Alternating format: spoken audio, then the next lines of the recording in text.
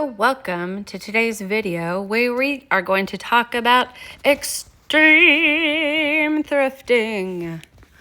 Do you like my special effects? Well, anyways, I'm going to talk to you about extreme thrifting. And I know that I'm not the first person to term this, but I'm going to tell you what my definition is for extreme thrifting, and I do it every week. I've been doing this for almost 20 years now, every week. Extreme thrifting to me is where everything that I buy is $1 or less. And I know that sounds crazy, but I'm going to tell you all my secrets and how I do it. But yes, it's true.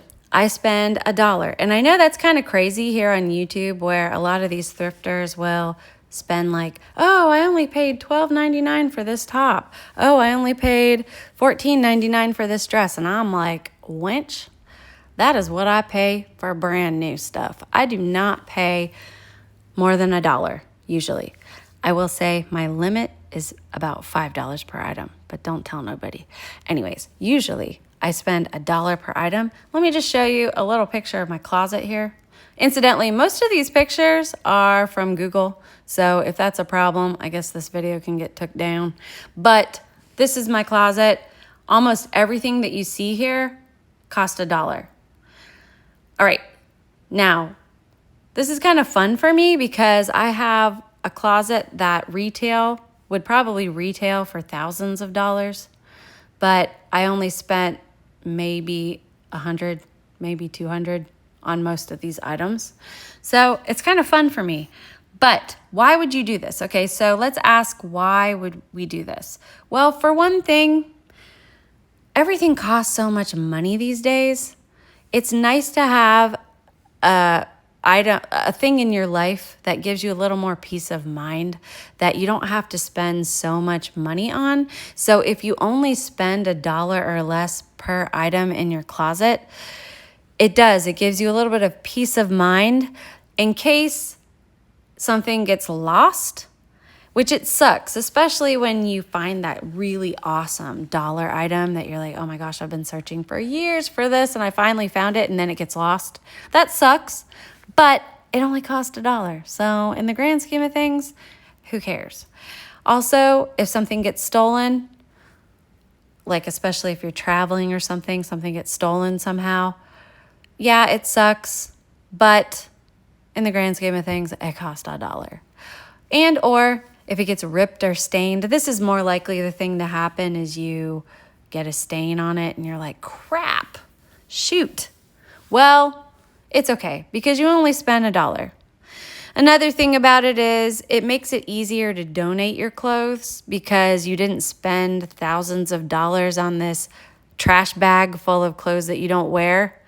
At least then you can feel a little better about it because you only spent $1 on each thing. So gives you peace of mind. Also, bragging rights. Now, I'm not necessarily the kind of person who will go around volunteering that my clothes cost $1, but I will get a lot of compliments where people are like, wow, I love that top. Where did you get it? I love those pants. Where did you get it? And then I always have to invariably say, well, I got it at the thrift store. And then they'll be like, how much was it? And I'll be like, $1, and then everybody kind of looks at you like, how are you able to even do that? That's amazing. Especially since I don't go out looking like a ragamuffin. Like the clothes I wear, they don't look like I spent $1 because I spend time curating the things that I own to make sure that they look like they're expensive. And people are always surprised when they only cost $1. Bragging rights. Also, what I like to do is to gamify and to make it a challenge. So what I would like to do is make a Pinterest board for items that, I'll kind of do a Pinterest search to see things that are in style for the season. And most of the things I'm like, that's crap. But sometimes I'll come across things where I'm like, oh, I kind of like that. So I'll pin it to my Pinterest board. And then I tell myself that I'm going to look for an item that is similar to what I pinned, but only costs $1. I make it a game.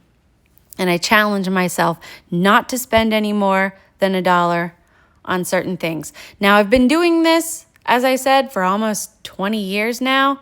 So I've got almost all the staple items that I could ever possibly need.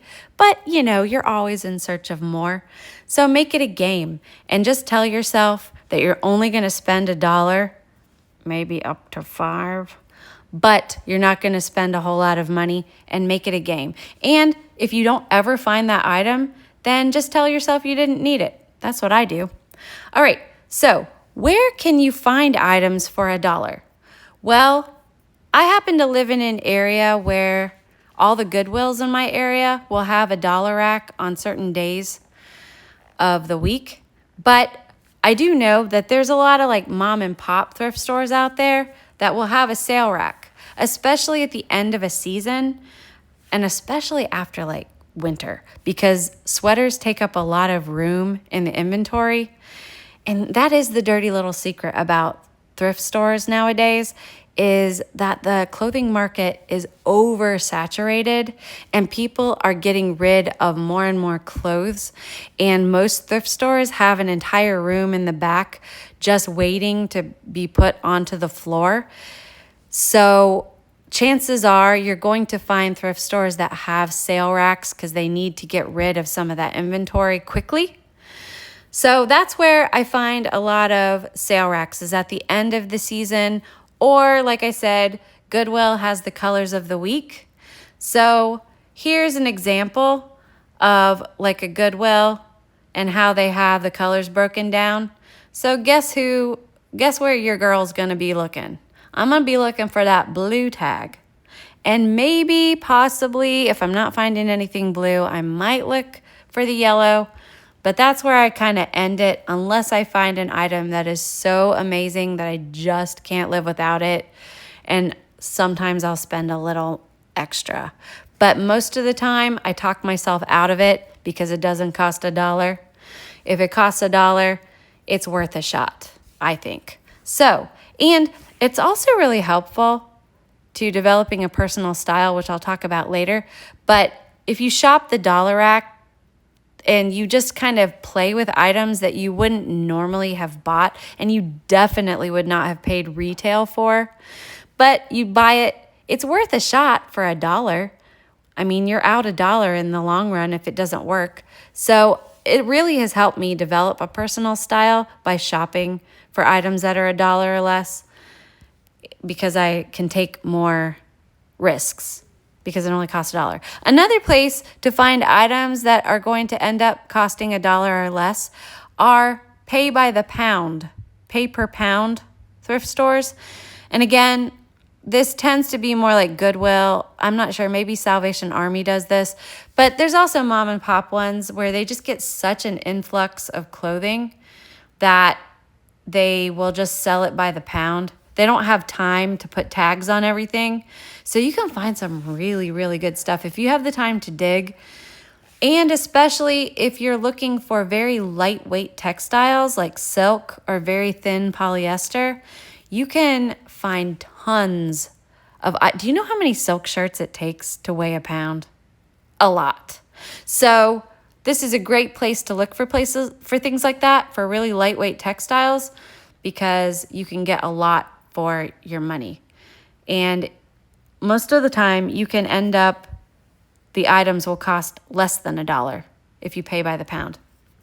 Also, look for thrift stores that have dollar days, and especially look for thrift stores in your area, especially if you live near an area where you get an influx of family traffic on the holidays, like Thanksgiving. Like if you live somewhere where the leaves are beautiful and the family all decides to go to that area for Thanksgiving, or like July 4th, if you live near a lake or mountains or something like that, chances are you're going to have a lot of family traffic. Or like if there's a lot of things for families to do in the summer, you're probably going to have not only thrift stores, but other stores that have like dollar day events, because they know there's an influx of people coming to that area and they want to capitalize on it. So they'll have like a mattress sale or whatever. But like thrift stores will do this too.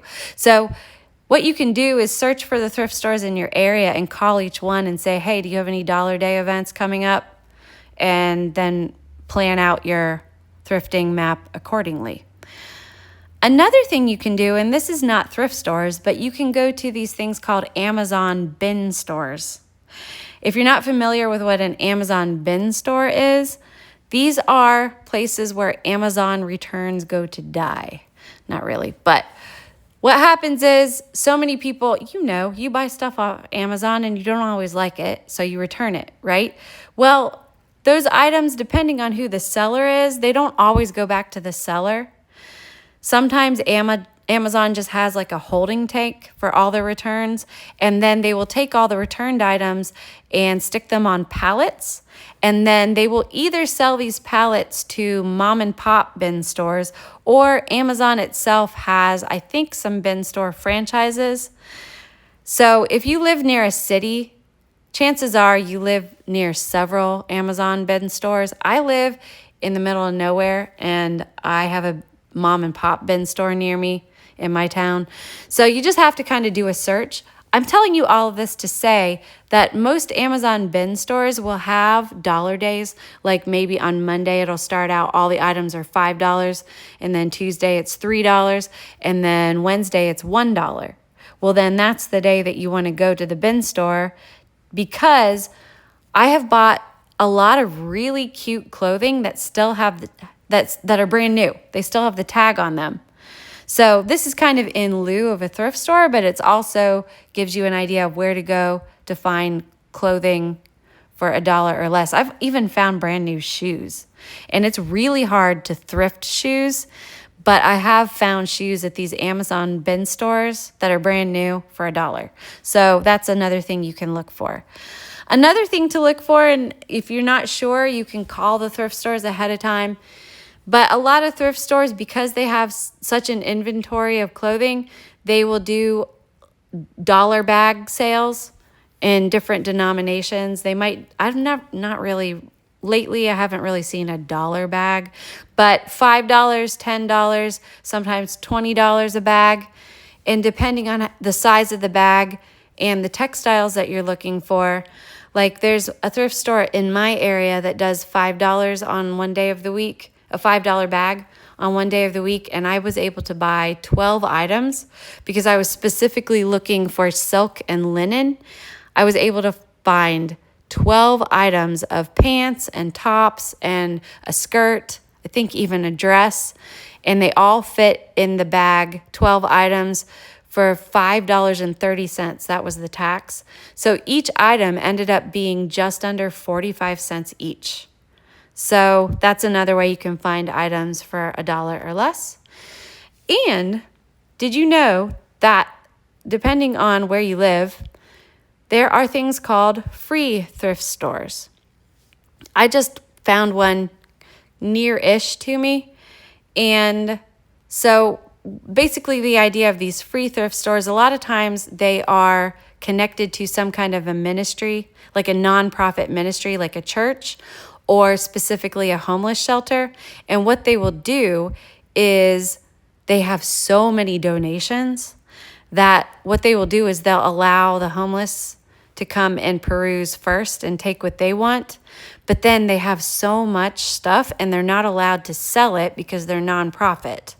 So they will open up a free thrift store and let people from the community come in and pick stuff out. A lot of times with free thrift stores, they will have a limit to what you can take. Like the one that I go to, you can only get 5 items per week. 5 clothing items plus 1 pair of shoes plus 1 bag plus up to 3 scarves. That's the total amount that you can walk out of the store with per week. Whenever I go, I make sure that I bring a bag of donations because I don't want to just be taking from a ministry. I want to be giving back as well. But I do have to say that some of my most favorite items have been from these free thrift stores. And if you don't have any in your area, you might want to maybe start one with your church or a nearby homeless shelter, suggest it to them, and you'd be surprised what people would do. Another thing too is these are great places to donate because they are performing an actual ministry. for the homeless in your area. So always be sure to give back, even though you're getting things for free. All right, now this is something that I hear all the time. People tell me, well, you have really good thrift stores in your area, and I don't have any good thrift stores. Everything at my thrift stores are overpriced. I hear this all the time. Well, first of all, people will tell me that, and then I'll look up thrift stores in their area, and I find deals around them. They're just not looking, okay? But let's just say you do live in an area where everybody's trying to pinch a penny and they don't sell things for $1. What you can do is to call up all your friends and either do it at your house or somebody else's house, do a swap party. I actually did this when I lived abroad. All the expats in my area would designate certain days, like maybe one day a month, and everybody would bring all their extra clothes because I lived in Asia, and like Asians are like a size 2 and Americans are bigger than that. So it's really hard to just go out and buy clothes for most people. So what they would do is have a swap party and bring all their clothes that they don't wear anymore, and then set up tables around the room of like extra small, small, medium, large, extra large, blah, blah, blah. And then people can look through those things and take what they want. So that's a way to get things for free, but also get rid of the things that you don't want. And this is specifically if you're in an area that doesn't have any good thrift stores. But that's an idea. Also, if you don't really have many friends or your friends don't like thrifting or that kind of thing, you could start a Facebook group and just kind of invite people that you know. Of course, they do have to be in your area in order to swap, but you know, those are just some ideas that you can do. Another thing that you can do, and this depends on your personality, are you willing to be that person? But if you're willing to be that person, call the thrift stores in your area. Specifically ask to speak to the manager. Don't just talk to whoever picks up the phone, but say, may I speak to the manager? And then once you get the manager on the phone, ask them, do you have any dollar day events coming up? Do you have any dollar racks? Do you have any sales going on? Do you have any colors of the week where anything is $1? And specifically say $1. Okay, and if the manager says no, you might want to suggest to them that one way that they could enhance the foot traffic into their store, because a lot of mom and pop thrift stores are struggling right now because the rent is too dang high and stuff costs a lot, and there's thrift stores closing right and left because they can't stay open. And so what they do is they mark up all their items, and then everyone's like, I don't want to pay $8.99 for a blouse that I could buy at Walmart on sale for $5. You know what I'm saying? So you might want to suggest to the manager to put up a dollar rack in the back. And it can be of items that maybe are a little bit worn or are out of season or are out of style, but at least they'll have a dollar rack that you can kind of look through. And you can encourage them that this will get more people into their store knowing that there's a dollar rack in the back. And the chances are people will look through the dollar rack. Maybe they'll find one or two things, but on the way back out of the store, they might see something that they really like on another rack, you know? So you might want to suggest to the manager themselves in the thrift store. Oops, shoot. All right, so coming back to where I was, what are some key hacks? So the key hacks to making this really work for you is to shop regularly. And when I say regularly, I don't mean as much as once a day, although I do know that there are people who shop thrift stores once a day. To me, that's a little bit overkill, but definitely more than once a month, because once a month, your chances are you're not going to find things that you really love if you are counting on that one day a month to find all the things that you need. What I find for me personally, and I've been doing this for almost 20 years, is to go once a week. And if you're not used to this, I would recommend starting shopping in each thrift store for up to an hour. And that doesn't mean that you have to spend an hour, but give yourself up to an hour per thrift store so that you can kind of see the lay of the land, see how things are priced, see where they put certain items. And after, it won't take very long, okay? It only takes you like maybe a week or two to kind of figure out what you're doing by giving yourself that amount of time. For me, on my 1 day a week when I hit the thrift stores, I hit 7 to 8 thrift stores, and I spend no more than 15 minutes at each one. Most of the time, I spend 5 minutes per thrift store. And that's because I know the things that I'm looking for and I know where to find them. I just go to those main areas and my eyes scan for those things. I know what I'm looking for. So, most of the time, like I brought up shoes, okay? Shoes are really worn out. Unless there's a key pair of shoes that I'm looking for that catch my eye, I usually walk straight past the shoes and I go to the other areas that I know that I find the most things that I like. And here's another thing about it is don't put so much pressure on your thrifting events that you have to find something. There have been entire days full of hitting all 8 thrift stores that I haven't found anything. But also consider that to be a win. Like, it's a win if you find something really cool for $1, but it's also a win if you don't find anything and you get to keep your $1 for the next week. So it's a win-win either way. Don't put pressure on yourself that you have to find things, but also keep your shopping regular. I would recommend once a week, and make sure that you can be in and out in about 5 minutes, no more than 15. And I'm saying 15 like if you find items that you want to pay for. So don't spend a whole lot of time in each one, and then you can hit a bunch of them every week. And to me, that's the best way of compiling and curating your closet till you have a bunch of things that you really like. That's the best way for me.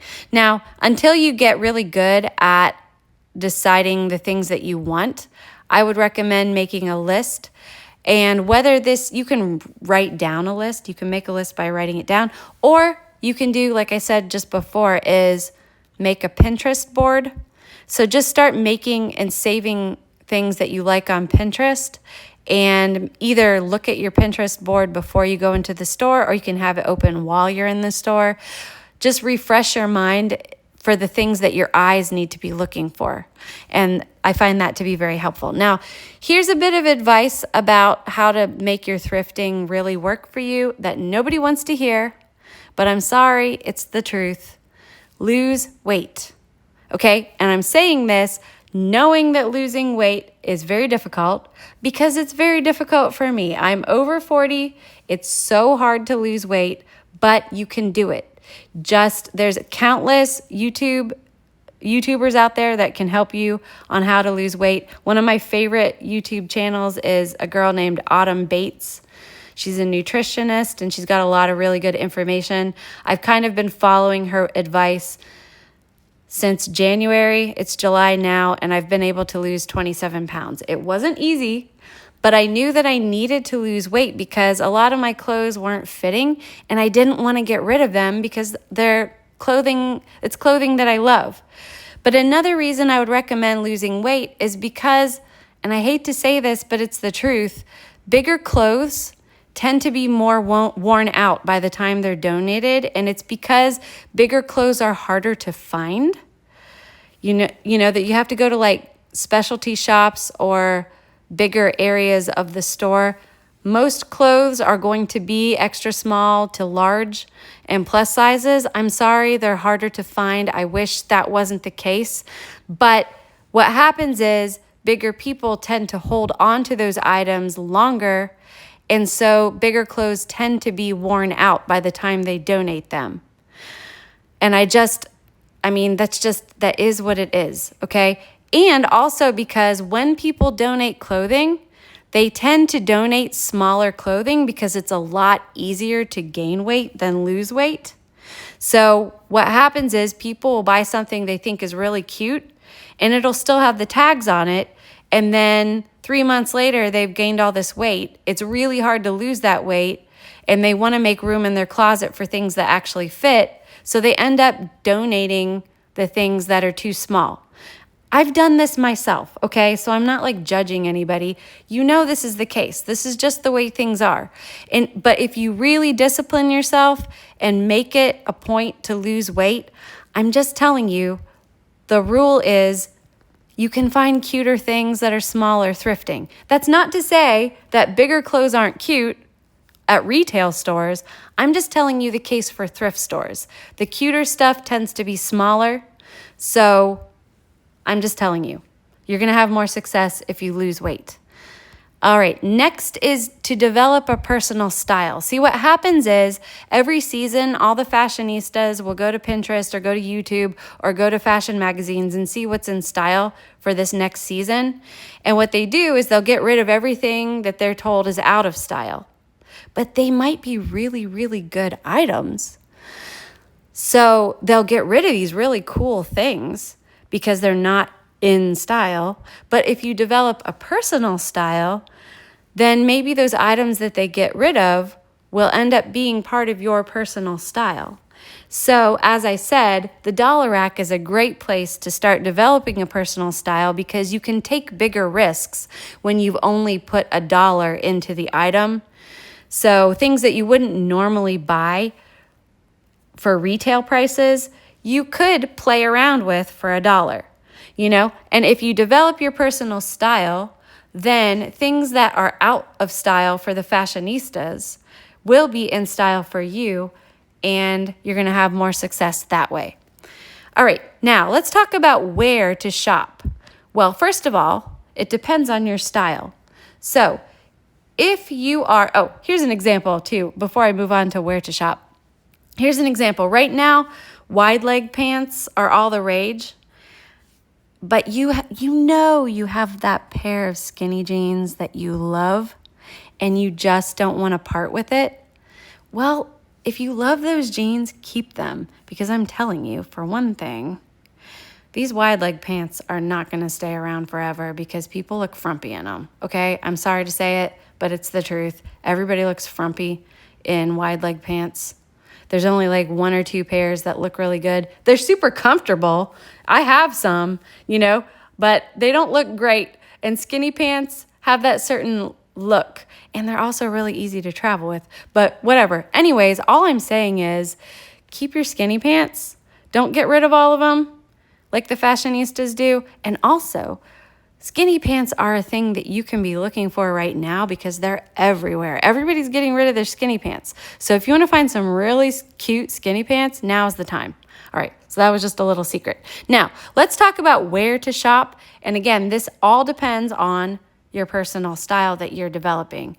So first of all, if you are really into fast fashion, I would advise shopping in urban areas with a lot of shopping centers or outlet malls or even actual malls. Not in the mall and not in the outlet mall, but just outside of these places. There tend to be a lot of really cool, hyper trendy clothes to be found in the thrift stores that are right outside these places. So if that's what you tend to look for, look in those areas, near a mall or near a shopping center, near an outlet mall. If you have more of an old money aesthetic, the best places to find really good quality, high quality old money pieces are near high-end retirement communities or near high-end resorts. And when I say high-end, it doesn't necessarily mean like, you have to be in Beverly Hills or something. I just mean, do you have any really picturesque scenery near you? Do you have like mountainous scenery where you know that there's a retirement community? Or do you have like a lot of times people will retire around a big, beautiful lake. So if you have a lake in your community, try to find thrift stores that are around these key high-end resorts or retirement areas, and you can find some really good quality old money items. Now, if you're into more like luxury brands and high designer, high fashion, or just luxury brands, maybe not super high, like weird fashion, but like high-end brands, I would recommend shopping near business centers,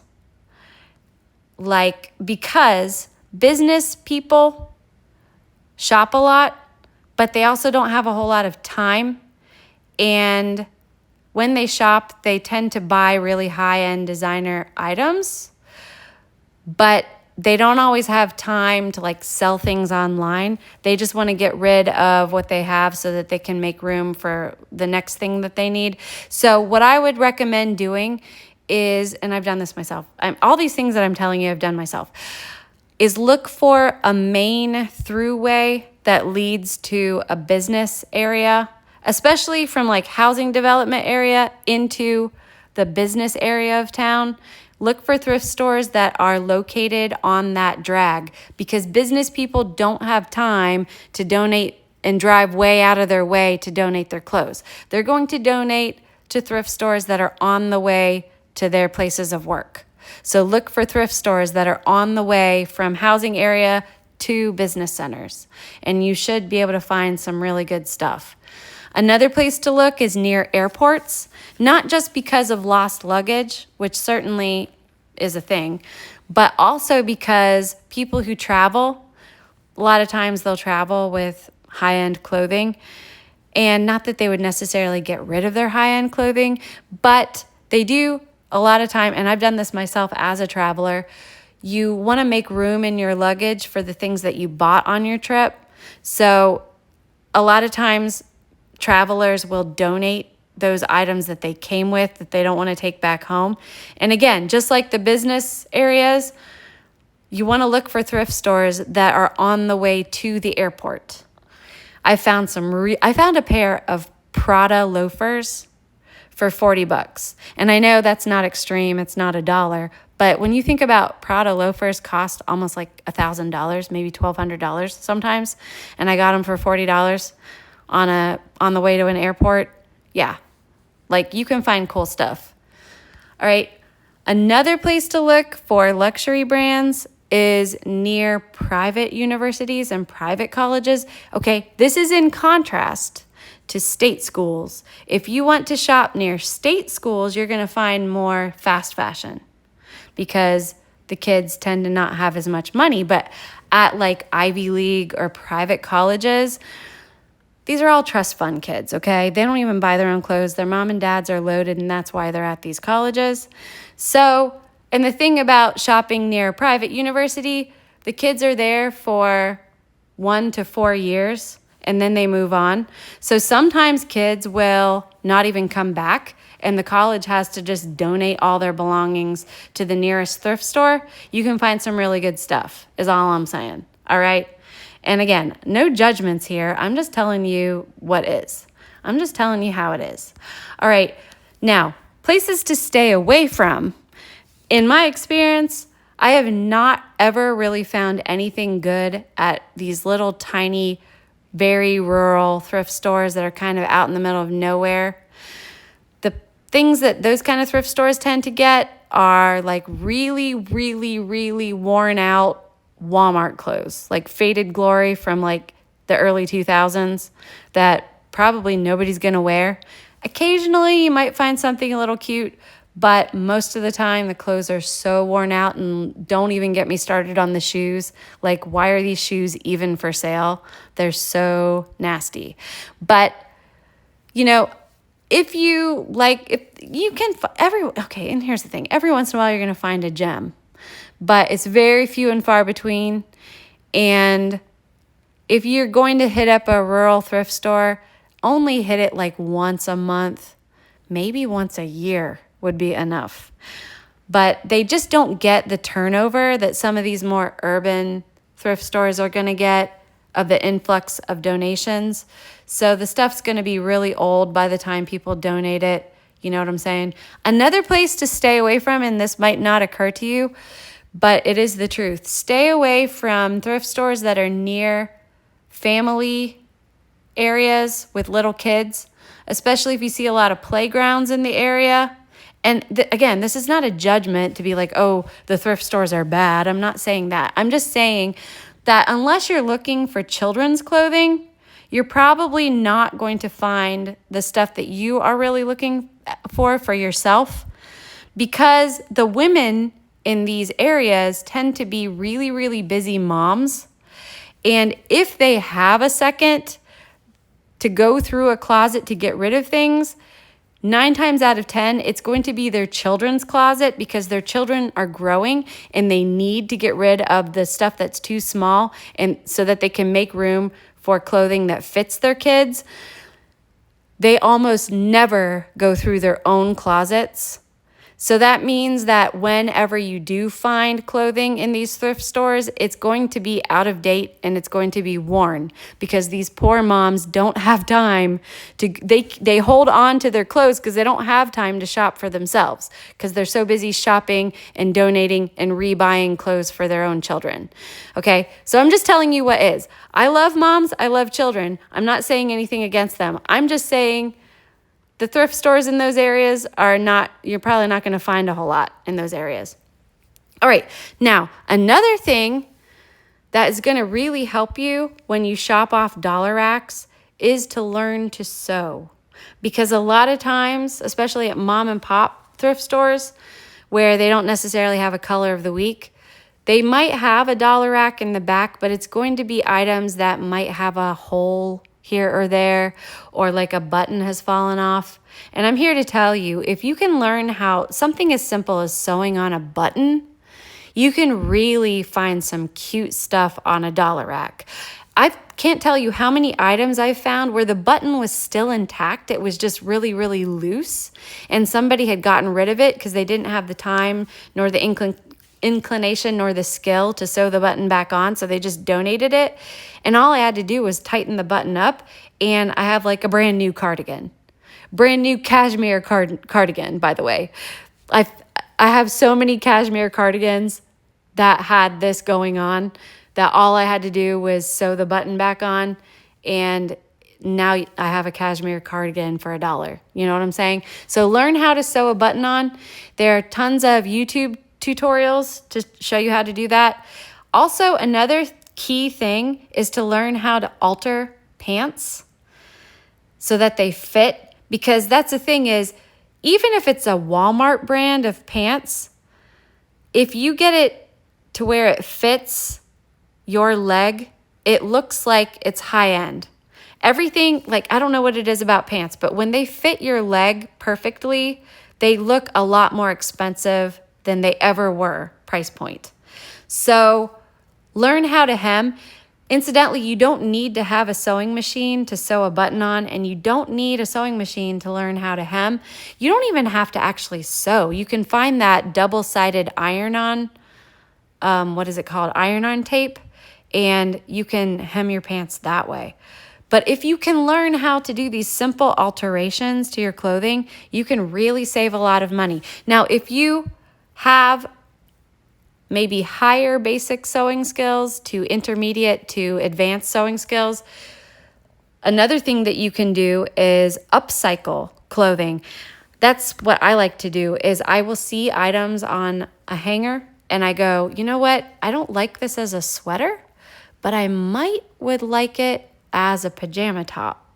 So I might remake it. Or I don't really like this as a dress, but I could cut the bottom part off and make a skirt. I've done that so many times. I have this zebra 100% silk skirt, and it's gorgeous. It used to be a prom dress, and I cut it off. I cut the skirt part off and just added a waistband, and I love it. So there's a lot of things that you can do, and I paid $1 for this prom dress because it was kind of a weird prom dress. Like zebra print for a prom dress was kind of weird, but it's a gorgeous skirt. So in zebra print and cheetah print, leopard print, tiger print, these all go in and out of style. So these are things that you can have in your closet for when they come into style and wear them, and you look very stylish, and you only paid $1, because you know how to remake your clothes. All right, now here's another thing about it. Go fund yourself. So instead of spending money that you may not have, you might have to spend for bills and things like that, even though you're only spending $1, this is part of my gamification and challenging myself, is whenever I go thrifting, I try to find really cool items for myself. And I always try to make sure that I find one, maybe two items that I would never wear, but are really nice quality, really nice style, and I could resell them. So if you have the time and the inclination, you can use your thrifting habit to fund your thrifting habit. And there's plenty of places to sell things online, obviously eBay, Etsy, Poshmark, Mercari. There's all kinds of online places you can sell, which is really helpful because the market is the entire country. Anybody in the whole country, sometimes if you do international shipping, you can even sell items to the world. So you're not bound by, just your location trying to sell items. But another idea is for your location, find the consignment shops in your area. And I'm not really a fan of consigning, like where you give them your clothes and then you come back in a month and the things that they sold, then they give you the money. I like kind of more the, what is it called? Plato's Closet model. And it's not just Plato's Closet. A lot of consignment stores do this where you give them a bag of clothing. They pick from the bag what they can sell, and then they give you money right away. And it's usually not a lot, but if you're only spending $1 on this item and they give you $3, $4 for that item, that's still a profit. So, and that gives you a profit of $2 or $3 to work with next time. You know what I'm saying? So you could ostensibly find really cool items on the dollar rack and flip them the same day at the consignment store and make money for your next thrift store habit. So always make sure that you're funding your habit. That's always a big thing for me. Always live within your means and always try to make money from the things that you do and the things that you enjoy doing so that you can fund the habit that you enjoy doing. Okay? Simple. And always make sure too that you're giving back to the community and donating. And again, if you're only spending $1 on your items, it makes it more of a game. So it's like, I really like this shirt, but I'm kind of tired of it and I kind of want to see what else is out there for $1. So I'm going to just donate it and see who else would like to use it. And that way, everybody kind of gets to share clothes and share experiences. And it's just really fun. So make it fun, but don't spend more than $1. See if you can challenge yourself to do that. Have a good day and happy thrifting.